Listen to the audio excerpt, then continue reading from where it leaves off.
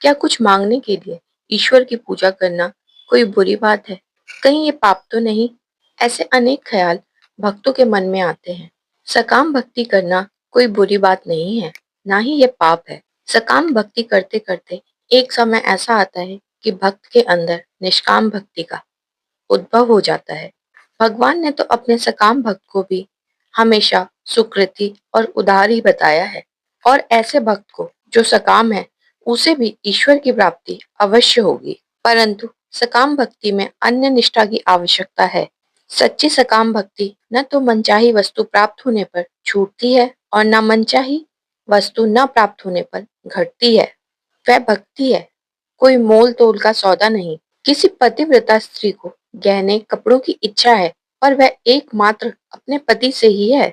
गहने कपड़े न मिलने पर भी उसका पति के प्रति न तो प्रेम कम होता है, न भक्ति कम होती है। और मिल जाने पर भी उसका भाव कभी भी ऐसा नहीं होता कि अब तो उसे मनचाही वस्तु मिल ही गई है, अब उसे पति से क्या काम रहा। असल में सच्चा सकाम भक्त वस्तु की अपेक्षा अपने भगवान को अधिक मूल्यवान और आवश्यक समझता है। ऐसा भक्त मनचाही वस्तु ना मिलने पर कुछ समय के लिए भगवान से नाराज हो सकता है, उनसे शिकायत कर सकता है, किंतु पुनः वह अपने ईश्वर के चरणों में नतमस्तक हो जाता है।